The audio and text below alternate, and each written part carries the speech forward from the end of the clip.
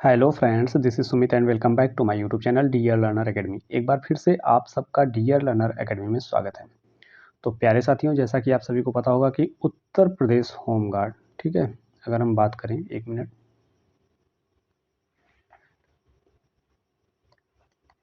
UP home guard, ठीक है, UPSC का एग्ज़ाम जो है आपका अब से लगभग 30 दिन बाद होने वाला है, ठीक है। तो उसके संदर्भ में विवेक सर ने जो प्रैक्टिस सेट लॉन्च किया है वो बहुत ही आपके लिए कामगार साबित हो सकता है। भाई, जिन भाइयों का एक बार रिवीजन हो चुका है या फिर जिनकी तैयारी अच्छी है, वो प्रैक्टिस सेट पर ध्यान दे सकते हैं। अभी आपको क्या करना है, आपको पहले जितने भी आपने टॉपिक पढ़े हैं उनका आप रिवीजन कर लीजिए और उसके बाद आप प्रैक्टिस सेट देते रहिए। 25 प्रैक्टिस सेट विवेक सर ने लॉन्च की। कितनी? 25 प्रैक्टिस सेट। जिस प्रकार यूपीएसआई में विवेक सर ने धमाका मचाया है, जो भी सेट्स सॉल्व कराए थे उसी के हिसाब से यूपी होमगार्ड का भी वो आपको मार्गदर्शन करेंगे, ठीक है। तो जिन भाइयों के पास ये सेट नहीं है, हम अपने चैनल के माध्यम से सभी प्रैक्टिस सेट का सॉल्यूशन करवाने वाले हैं। आप हमारे चैनल पर जुड़कर उसका सॉल्यूशन कर सकते हैं, मतलब कि वो आनंद प्राप्त कर सकते हैं, मतलब कह सकते हैं कि पेपर वाली फीलिंग पा सकते हैं, ठीक है। तो चलिए हम स्टार्ट करते हैं आज का अपना सेशन। आगे बढ़ने से पहले आपको कुछ इंस्ट्रक्शन दे दिए जाते हैं। देखिए यहाँ पर दिया गया है, क्या दिया गया है कि 41,424, ठीक है, ये जो वैकेंसी है यूपी होमगार्ड की 41,424, इसके संदर्भ में बात कही गई है। पेपर में मतलब कि सेम टू सेम डिक्टो पेपर के जैसा ही ये प्रैक्टिस सेट बनाया गया है, ठीक। यहाँ पर लिखे हैं क्या? बिल्कुल पेपर जैसी फीलिंग। तो आप समझ सकते हैं कि मतलब कि ये किस हिसाब का पेपर होने वाला है। समय इसमें 2 घंटे दिए गए होंगे, मतलब अब जब आप प्रैक्टिस सेट लेकर बैठेंगे, ठीक है, तो आप अपना समय सेट कर लिया कीजिए। उसी के हिसाब से आप मतलब कि अपना सॉल्यूशन किया कीजिए, ठीक है, ताकि 2 घंटे में आपको 100 क्वेश्चंस करने हैं। बहुत ही बेसिक सी बात है, मतलब कि इसमें आपको मैथ नहीं देखने को मिलेगा, रीजनिंग नहीं देखने को मिलेगी। तो आप कह सकते हैं कि बहुत ही आराम से आप मतलब कि अस्थायी रूप से पेपर को सॉल्व कर सकते हैं। आज हम बात करने वाले हैं प्रैक्टिस सेट नंबर 3 की, ठीक है। प्रैक्टिस सेट नंबर 3 की, यहाँ पर आपको रोल नंबर लिखना है अपना, ठीक, बुकलेट नंबर यहाँ पर लिखना है, फिर आगे सॉल्व करना है। यहाँ पर देखिए कुछ इंस्ट्रक्शन दिए गए हैं। क्या? अपना अनुक्रमांक बॉक्स में लिखें, ठीक है। प्रश्नों के उत्तर के लिए केवल काले या नीले बाल पेन का प्रयोग करें। अभ्यर्थी उत्तर पत्रक पर उत्तर देने से पहले सभी निर्देशों को सावधानीपूर्वक पढ़ें, ठीक है। आपको अपने सभी उत्तर केवल उत्तर पत्रक पर ही देने हैं, ठीक है। ओएमआर सीट की बात कर रहा है। प्रत्येक प्रश्न के लिए 1 अंक निर्धारित है। अभ्यर्थी द्वारा दिए गए गलत उत्तर के लिए कोई भी अंक दंडात्मक रूप से नहीं काटा जाएगा, मतलब कि कह सकते हैं कि नेगेटिव मार्किंग इसमें नहीं है, ठीक है। चलिए हम आज का अपना प्रैक्टिस सेट सॉल्व करते हैं। आपको यहाँ पर ज़्यादा कुछ बताने की ज़रूरत है नहीं। देखिए, ये है आपका उत्तर प्रदेश होमगार्ड, ठीक, प्रैक्टिस सेट नंबर 3, ठीक है। तो इसमें सबसे पहला प्रश्न क्या दिया गया है? प्रकाश का कौन सा गुण इंद्रधनुष बनने के लिए जिम्मेदार है, ठीक है। तो इसका ऑप्शन नंबर क्या होगा? बी। मतलब अपवर्तन, रिफ्लेक्शन के कारण जो है इंद्रधनुष बनने का जिम्मेदार कौन होता है? अपवर्तन होता है, ठीक है। विद्युत धारा का एसआई इकाई क्या है? तो आप सभी को पता होगा कि वो है आपका एम्पियर। पीएच स्केल का उपयोग किसके मापन के लिए किया जाता है? तो आप सभी जानते हैं कि अम्लता या क्षारीयता के लिए, ठीक है। एक मिनट, यहाँ पर थोड़ा सा प्रॉब्लम हो रही है। अम्लता या क्षारीयता के मापन के लिए, ठीक है, पीएच स्केल का जो है प्रयोग किया जाता है। आगे बढ़ते हैं।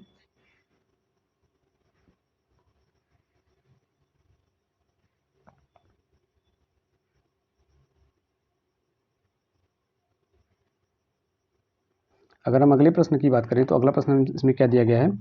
सबसे हल्की धातु कौन सी है, ठीक है। आपको बताना है क्या कि इसमें से सबसे हल्की धातु कौन सी है?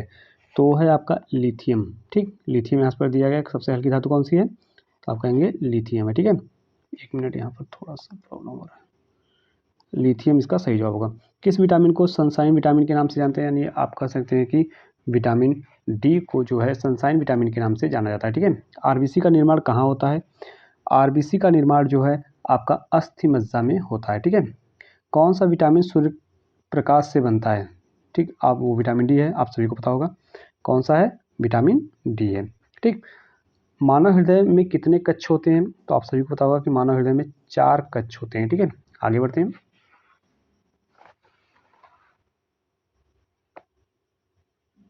9वां नंबर क्वेश्चन क्या कर रहा है? एलपीजी गैस में गंध क्यों मिलाई जाती है? एलपीजी गैस में गंध क्यों मिलाई जाती है, इसका हमें जवाब देना है। तो एलपीजी गैस में गंध मिलाई जाती है किस लिए? पहचान के लिए, ठीक है। 1 मिनट, पहचान के लिए इसमें एलपीजी गैस में गंध मिलाई जाती है, ठीक है। रेफ्रिजरेटर का सिद्धांत किस पर आधारित है? रेफ्रिजरेटर का सिद्धांत जो है किस पर आधारित है? तो वाष्पीकरण पर आधारित है, ठीक है। आगे बढ़ते हैं। सिंधु घाटी सभ्यता का प्रमुख बंदरगाह कौन सा था? तो सिंधु घाटी सभ्यता का आप सभी को पता होगा कि प्रमुख बंदरगाह जो था वो आपका कौन सा था? लोथल था, ठीक है। अब लोथल कहाँ पर मिलता है पाए इस समय है, तो आप हमें कमेंट बॉक्स में बताइएगा, ठीक है। गौतम बुद्ध का जन्म कहाँ हुआ था? हमको बताना है कि गौतम बुद्ध का जन्म कहाँ हुआ था, तो लुम्बिनी में हुआ था, ठीक है। आगे बढ़ते हैं, अगले प्रश्न की तरफ चलते हैं। तो इसमें दिया गया क्या? दिल्ली सल्तनत का प्रथम शासक कौन था? हमको बताना है क्या? दिल्ली सल्तनत का जो है प्रथम शासक जो है आपका कौन था? तो वो था आपका कौन सा? कुतुबुद्दीन ऐबक, ठीक है। कौन था दिल्ली सल्तनत का प्रथम शासक? कुतुबुद्दीन ऐबक। अकबर ने दीन ए इलाही धर्म की स्थापना कब की थी? अकबर ने दीन ए इलाही धर्म की स्थापना कब की थी? तो आप कहेंगे 1582 में, ठीक है। ये इसका सही जवाब है। 1857 की क्रांति का तात्कालिक कारण क्या था? तो 1857 की क्रांति का जो है तात्कालिक कारण था आपका कौन सा? तो कारतूस विवाद, जो मतलब कि गाय की चर्बी सुअर की चर्बी लगाकर जो वाद विवाद छिड़ा था, वही इसका तात्कालिक कारण था, ठीक है। चर्बी लगे कारतूस। आगे बढ़ते हैं,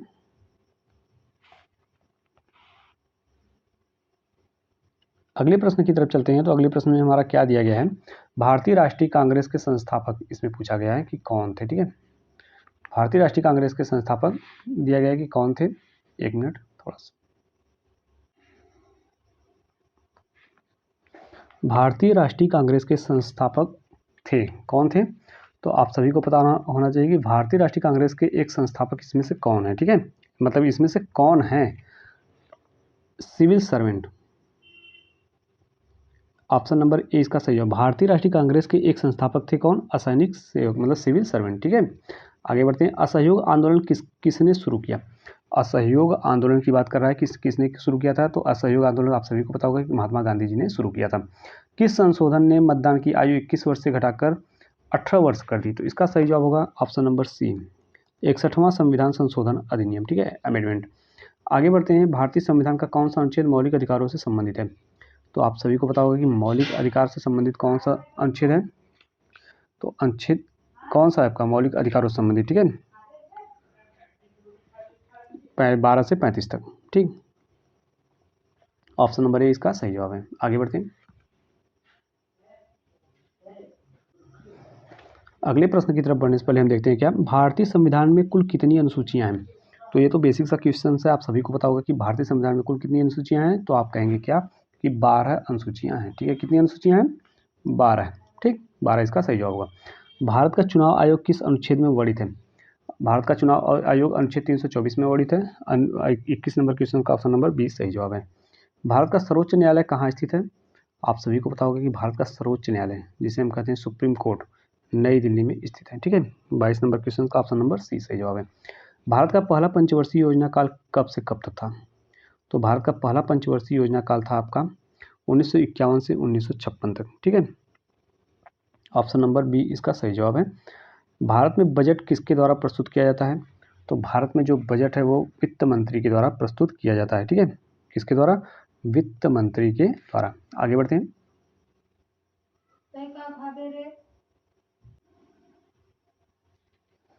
अगले प्रश्न में क्या दिया गया है? किसी देश का शुद्ध राष्ट्रीय उत्पाद एनएनपी है। किसी देश का शुद्ध जो है राष्ट्रीय उत्पाद क्या है, हमको ये बताना है। तो देखिए, जीएनपी माइनस मूल्यह्रास भत्ते, ठीक है, यही इसका किसी भी देश का शुद्ध राष्ट्रीय उत्पाद है, ठीक है। क्या है?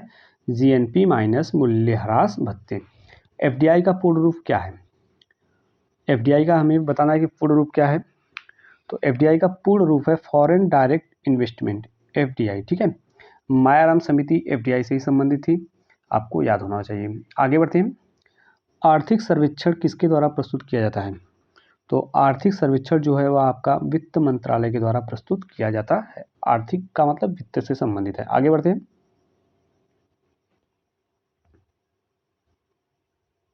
अगले प्रश्न में दिया गया है क्या क्वेश्चन नंबर 28, कथक नृत्य किस राज्य से संबंधित है? तो ये देखिए, कथक नृत्य जो है आपका उत्तर प्रदेश से संबंधित है। इसका भी ऑप्शन नंबर 20 सही जवाब है, ठीक है। क्या है? उत्तर प्रदेश। ठीक है, आगे बढ़ते हैं। रबी की फसल का उदाहरण कौन सा है, इसमें हमको बताना है कि रबी की फसल का उदाहरण कौन सा है। तो ये है आपका गेहूँ।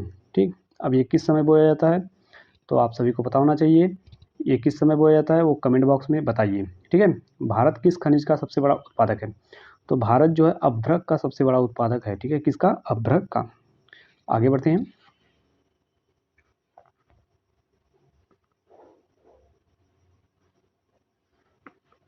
अगले प्रश्न में दिया गया क्या, सितंबर 2025 में भारतीय राष्ट्रीय फुटसल टीम ने कुवैत के आर्दिया में आयोजित 2026 एशियाई फुटबॉल परिसंघ फुटसल एशियाई कप क्वालिफायर के ग्रुप ए मैचों में किस देश की टीम को 3-0 से हराकर अपना पहली अंतर्राष्ट्रीय जीत दर्ज की है। ठीक है, तो हमको बताना है कि किसने की है, तो ये की है आपकी मंगोलिया ने। ठीक है, ऑप्शन नंबर सी इसका सही जवाब होगा, कौन सा, मंगोलिया। ठीक, कौन सा है, मंगोलिया।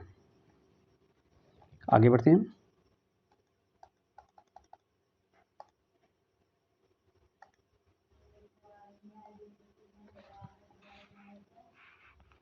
अगले प्रश्न में दिया गया क्या, भारत का पहला राष्ट्रीय उद्यान कौन सा है, तो भारत का पहला राष्ट्रीय उद्यान आप सभी को पता होगा कि जिम कॉर्बेट राष्ट्रीय उद्यान जो है भारत का पहला राष्ट्रीय उद्यान है। ठीक है, जिम कॉर्बेट।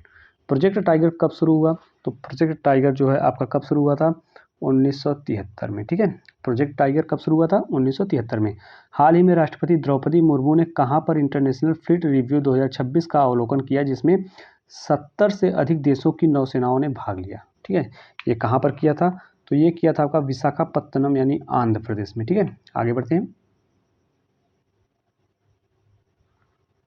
आगे क्या दिया गया है, नर्मदा नदी किस नदी दिशा में बहती है, हमको बताना है कि नर्मदा नदी जो है वह आपकी किस दिशा में बहती है। ठीक है, तो ये आपकी बहती है किस दिशा में, पश्चिम दिशा में। ठीक है, उल्टा बहती है। भारत की सबसे बड़ी झील कौन सी है, तो भारत की सबसे बड़ी झील जो है आपकी चिल्का झील है। ठीक, संविधान सभा का गठन निम्न में से किस योजना के अंतर्गत किया गया था, तो संविधान सभा का गठन हमको बताना है कि किस योजना के अंतर्गत किया गया था, तो कैबिनेट मिशन योजना के तहत किया गया था। ठीक है, आगे बढ़ते हैं। अगले प्रश्न में दिया गया भारत का प्रमुख कपास उत्पादक राज्य कौन सा है, हमको बताना है कि भारत का प्रमुख कपास उत्पादक राज्य इसमें से कौन सा है, तो ये है आपका गुजरात। ठीक, कपास उत्पादक राज्य में की बात करें तो गुजरात है। ठीक है, भारत का सबसे बड़ा इस्पात संयंत्र कहाँ पर है, भारत का सबसे बड़ा इस्पात संयंत्र जो है कहाँ पर है, हमको ये बताना है। ठीक है, इसमें ऑप्शन दिए गए हैं क्या, भिलाई, बोकारो और जमशेदपुर और राउरकेला। तो इसका जो सही जवाब होगा वो होगा आपका क्या, भिलाई। ठीक है, आगे बढ़ते हैं। भारत का सबसे बड़ा उपनगरीय रेलवे नेटवर्क किस शहर में है, तो ये है आपका किसमें, कोलकाता में। ठीक है, उत्तर प्रदेश में चूना पत्थर कहाँ पाया जाता है, तो उत्तर प्रदेश में जो है चूना पत्थर मिर्ज़ापुर में पाया जाता है। ठीक है, ODOP मतलब वन डिस्ट्रिक्ट वन प्रोडक्ट योजना जो है का प्रारंभ पूरा नाम क्या है, यहाँ पर देखिए उसी का पूरा नाम ही दे दिया गया है। तो वन डिस्ट्रिक्ट वन प्रोडक्ट इसका पूरा नाम होगा। ठीक है, 42 का क्वेश्चन नंबर ये सही होगा। आगे बढ़ते हैं।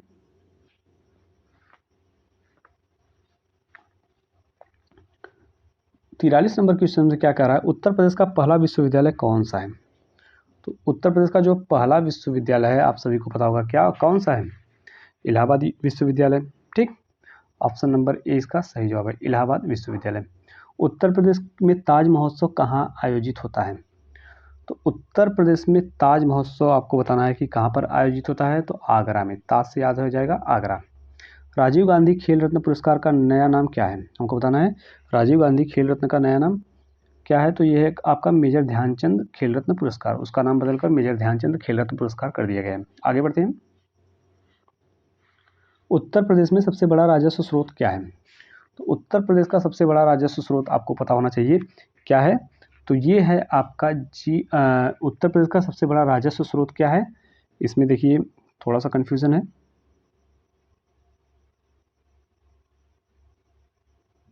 चलिए इस क्वेश्चंस को हम देखते हैं।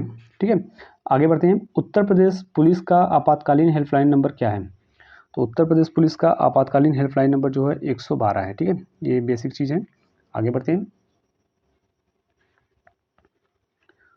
आगे दिया गया क्या, राष्ट्रीय मानवाधिकार आयोग की स्थापना कब हुई थी। ठीक, हमको बताना है कि राष्ट्रीय मानवाधिकार आयोग की स्थापना जो है कब हुई थी।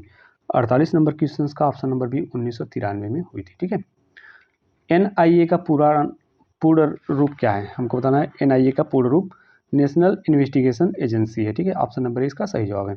सीमा सुरक्षा बल BSF की स्थापना कब हुई थी, तो BSF की स्थापना जो है 1965 में हुई थी। ठीक है, आगे बढ़ते हैं। सुप्रीम कोर्ट ने निम्न में से किस राज्य के होमगार्ड को पुलिस के सिपाही के न्यूनतम वेतन के बराबर रोजाना भत्ता देने के आदेश दिए हैं। ठीक है, तो ये दिए हैं आपके उत्तर प्रदेश के होमगार्डों को। ठीक है, ऑप्शन नंबर बी इसका सही जवाब है। आगे बढ़ते हैं।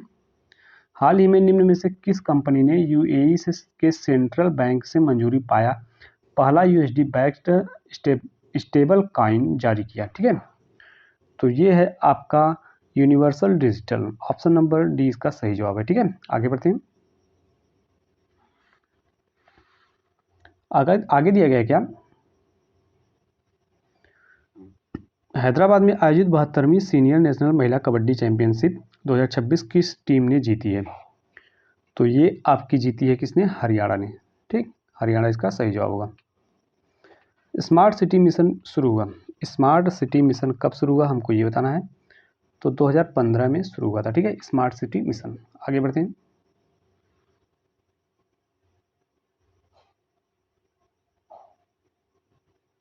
आगे क्या दिया गया है आपका,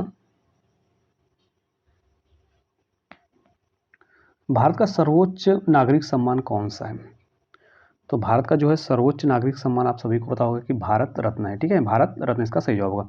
भारत का दूसरा सबसे बड़ा खेल सम्मान अर्जुन पुरस्कार किस वर्ष शुरू किया गया था, तो जो दूसरा था आपका वो शुरू किया गया था कब, 1961 में। ठीक है, आगे बढ़ते हैं। हाल ही में किस राज्य की पुलिस ने साइबर धोखाधड़ी के मामलों में म्यूल बैंक खातों के दुरुपयोग को रोकने के लिए ऑपरेशन क्रैकडाउन शुरू किया। ठीक है, तो ये शुरू किया है किसने, तेलंगाना सरकार ने की बैंक ने। ठीक है, आगे बढ़ते हैं।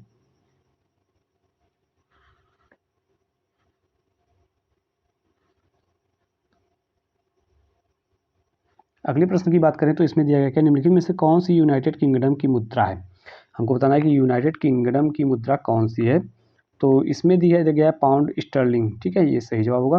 देखिए, देश राजधानी मुद्रा आपका ये सब तैयार होना चाहिए, दिन दिवस देश राजधानी मुद्रा जो हुई आपकी, और प्रमुख जो स्थल हुए आपके पर्यटन स्थल हुए, इन सब से क्वेश्चंस बनने ही बनने हैं। यदि आप बेसिक चीज़ें तैयार करके जाएंगे तो आपको कम से कम 50% क्वेश्चंस ऐसे मिलेंगे जो आपको बेसिक नॉलेज से होंगे। ठीक है, और जो रह गया आपका 50% उसमें भी बेसिक ही रहते हैं, लेकिन आपको ये होता है कि आपको तैयार करना होता है। बेसिक चीज़ें आपको तैयार रहेंगी तभी आप क्वालिफाई कर सकते हैं। ठीक है, आपने यूपीएसआई का पेपर देखा ही होगा कितना, मतलब कि किस हिसाब का बना था, तो कंपटीशन तो हर जगह है। ठीक है, तो आप कह सकते हैं कि पेपर चाहे सरल आए या फिर हार्ड आए, आपको अपने कॉन्सेप्ट क्लियर होने चाहिए तभी आप आगे बढ़ सकते हैं। और टाइम मैनेजमेंट बहुत ज़रूरी है। फिलहाल इसमें तो रीजनिंग और मैथ है नहीं, तो आप मतलब बहुत ही अच्छे तरीके से कवर कर सकते हैं, लेकिन हाँ, बेसिक अपना मजबूत करके जाइएगा। ठीक है, विश्व पर्यावरण दिवस कब मनाया जाता है, तो विश्व पर्यावरण दिवस जो है आपका 5 जून को मनाया जाता है, ये सभी को पता है। गुरुत्वाकर्षण के सिद्धांत का प्रतिपादन किसने किया, तो गुरुत्वाकर्षण के सिद्धांत का प्रतिपादन किसने किया था, तो न्यूटन ने किया था। ठीक है, न्यूटन इसका सही जवाब होगा। आगे बढ़ते हैं।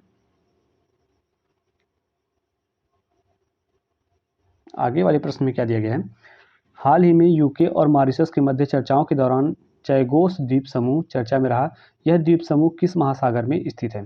ठीक है, हमको बताना है कि ये द्वीप समूह जो है किस महासागर में स्थित है, तो ये है आपका किसमें, हिंद महासागर में स्थित है। ठीक है, हिंद महासागर इसका सही जवाब होगा। आगे बढ़ते हैं। आगे दिया गया विंग्स ऑफ फायर पुस्तक किसने लिखी, तो विंग्स ऑफ फायर पुस्तक लिखने वाले कौन है, तो आप सभी को पता होगा कि APJ अब्दुल कलाम है। ठीक है, कौन है, APJ अब्दुल कलाम इसका सही जवाब होगा। ट्विटर एक्स का पुराना नाम क्या था, तो ट्विटर एक्स का पुराना नाम क्या था, ट्विटर था। ठीक है, उत्तर प्रदेश भाग्यशाली उत्तर प्रदेश भाग्य लक्ष्मी योजना के अंतर्गत बेटी के जन्म पर कितने रुपए का बॉन्ड प्रदान किया जाता है, तो आपको पता होना चाहिए कि ये 50,000 रुपये का बॉन्ड प्रदान किया जाता है। ठीक है, आगे बढ़ते हैं। आगे दिया गया क्या, उत्तर प्रदेश के कितने नगर निगमों को PM ई बस सेवा योजना से पहले चरण के तहत कवर करने का लक्ष्य रखा गया है। ठीक है, हमको बताना है कितने लक्ष्य रखा गया है। तो आपको पता होना चाहिए कि ये रखा गया है आपका 19 शहरों को। ठीक है, बेटी बचाओ बेटी पढ़ाओ योजना कब शुरू हुई? तो बेटी बचाओ बेटी पढ़ाओ योजना आपकी शुरू हुई थी कब? 2015 में। ठीक है, अगला प्रश्न है, हाल ही में खगोलविदों ने अटाकामा लार्ज मिलीमीटर सब मिलीमीटर एरे टेलीस्कोप का उपयोग करते हुए आकाशगंगा के केंद्रीय क्षेत्र की विस्तृत छवि प्राप्त की। ALMA टेलीस्कोप निम्नलिखित में से किस देश में स्थित है? ठीक, हमको देश को बताना है कि किस में स्थित है। तो ये है स्थित आपका किस में? चिली में। ठीक है, ऑप्शन बी इसका सही जवाब है, चिली देश में स्थित है। ठीक है, आगे बढ़ते हैं। अगला प्रश्न कर रहा है, निम्न में से किस शहर की क्राइम ब्रांच भारत में अपने पथिक सॉफ्टवेयर के साथ आधार बेस्ड वेरिफिकेशन को इंटीग्रेट करने वाली पहली मतलब बन गई है? ठीक है, तो 68 नंबर क्वेश्चन को देख लेते हैं, ऑप्शन में क्या दिया गया है। तो ये बन गई है कौन सी? तो आप सभी को पता होना चाहिए कि अहमदाबाद। ठीक है, ऑप्शन नंबर बी इसका सही जवाब होगा, अहमदाबाद। ठीक है, उत्तर प्रदेश का पहला ग्रीन एक्सप्रेसवे निम्न में से किससे माना जा रहा है? तो उत्तर प्रदेश का जो है पहला क्या दिया गया है? ग्रीन एक्सप्रेसवे निम्न में से किसे माना जा रहा है? तो ये माना जा रहा है आपका गंगा एक्सप्रेसवे को। ठीक है, उत्तर प्रदेश में कोल जनजाति किस क्षेत्र में पाई जाती है? तो ये पाई जाती है सोनभद्र में। आगे बढ़ते हैं। लंदन किस नदी के किनारे बसा है? आपको पता होना चाहिए कि लंदन किस नदी के किनारे बसा है। तो लंदन जो है आपका थेम्स नदी के किनारे बसा है। ठीक है, ऑप्शन ए इसका सही जवाब होगा। सहारा मरुस्थल कहाँ स्थित है? तो सहारा मरुस्थल आपका स्थित है कहाँ पर? अफ्रीका में। विश्व का सबसे बड़ा महासागर कौन सा है? तो विश्व का सबसे बड़ा महासागर जो है प्रशांत महासागर है। पनामा नहर किन दो महासागरों को जोड़ती है? पनामा नहर जो है किन दो महासागरों को जोड़ती है, हमको ये बताना है। ठीक है, तो ये अटलांटिक और प्रशांत महासागर को जोड़ती है। आगे बढ़ते हैं।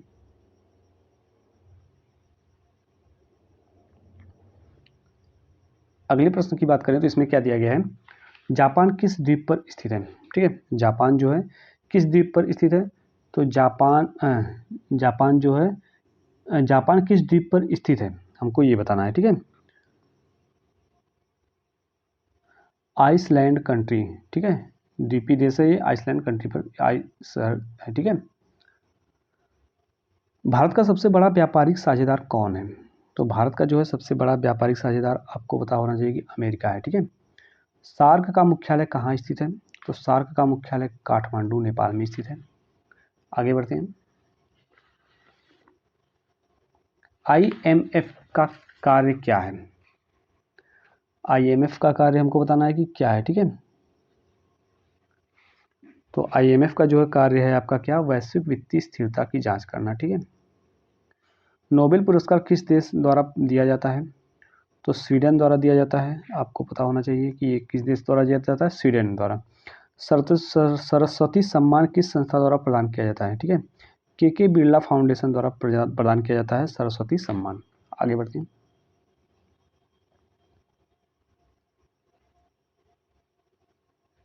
अगले प्रश्न में दिया गया कि अंतर्राष्ट्रीय साक्षरता दिवस कब मनाया जाता है? ठीक है, तो अंतर्राष्ट्रीय जो है साक्षरता दिवस जो है 8 सितंबर को मनाया जाता है। ठीक है, भारत का पहला उपग्रह कौन सा था?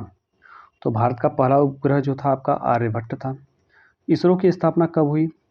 तो इसरो की स्थापना आपकी हुई 1969 में। ठीक है, निम्न में से किस समिति का संबंध भारत में बैंकिंग क्षेत्र के सुधारों से है? ठीक, हमको बताना है कि किस समिति का संबंध जो है बैंकिंग क्षेत्रों के सुधारों से संबंधित है। तो नरसिम्हन समिति का संबंध जो है बैंकिंग क्षेत्र के सुधारों से है। ठीक है, आगे बढ़ते हैं। सुनामी किस कारण से आती है? सुनामी आपको बताना है कि किस कारण से आती है। तो ये आती है आपकी तूफान से, भूकंप से, ज्वालामुखी से, या बी और सी दोनों से।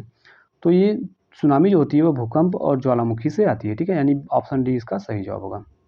नील नदी किस महाद्वीप में बहती है? नील नदी जो है किस महाद्वीप में बहती है, हमको ये बताना है। तो नील नदी आपकी जो बहती है अफ्रीका महाद्वीप में बहती है, ठीक है। ऑप्शन नंबर सी इसका सही जवाब होगा, कौन सा, अफ्रीका महाद्वीप। एंडीज पर्वत किस महाद्वीप में है? एंडीज पर्वत की बात कर रहा है कि ये किस महाद्वीप में है, तो ये है आपका दक्षिण अमेरिका में। उत्तर प्रदेश में फ्री लैपटॉप योजना किससे संबंधित है? तो विद्यार्थियों से संबंधित है, ठीक है। आगे बढ़ते हैं। आगे प्रश्न में दिया गया है क्या, यूपी अंतर्देशीय जलमार्ग प्राधिकरण के गठन का उद्देश्य क्या माना जाता है, ठीक है। हमको बताना है कि उसका उद्देश्य क्या माना जाता है। तो इसका जो सही जवाब होगा वो होगा उत्तर प्रदेश में अंतर्देशीय जलमार्गों का विकास, प्रबंधन और उनसे संबंधित आर्थिक गतिविधियों को बढ़ावा देना, ठीक है। आगे बढ़ते हैं। फेसबुक के संस्थापक कौन हैं? तो फेसबुक के संस्थापक हैं आपके मार्क जुगरबर्ग। ऑप्शन नंबर 20 का दिया गया है सही जवाब, ठीक है।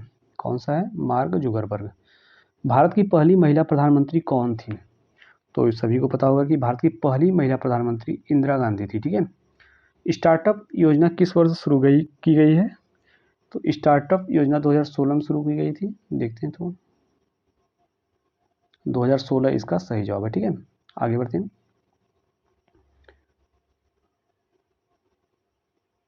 एक मिनट। विश्व आर्थिक मंच का मुख्यालय कहाँ स्थित है, ठीक है।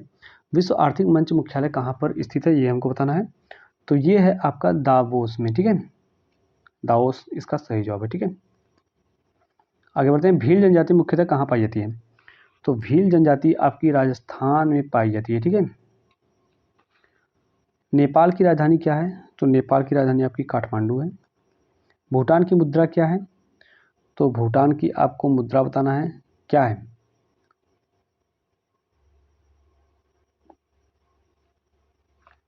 एक मिनट। इसका जो आपका सही जवाब होगा वो होगा आपका न्यूगल ट्रम, ठीक है। ऑप्शन नंबर सी इसका सही जवाब है न्यूगल ट्रम। थोड़ा सा वॉइस की प्रॉब्लम आ रही थी, ये शायद अभी भी है, वो थोड़ा सा हम सही करने के चक्कर में पड़ गए थे। आगे बढ़ते हैं। विश्व का सबसे ऊंचा जलप्रपात कौन सा है, ठीक है। विश्व का सबसे ऊंचा जलप्रपात जो है आपका एंजल फॉल्स है, ठीक है। ऑप्शन नंबर 20 का सही जवाब है। आगे बढ़ते हैं।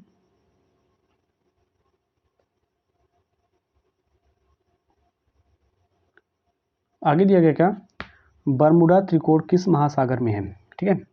बरमुडा त्रिकोण जो है आपका किस महासागर में है, हमको ये बताना है। तो ये है आपका अटलांटिक महासागर में, ठीक है। ऑप्शन नंबर 20 का सही जवाब होगा अटलांटिक महासागर।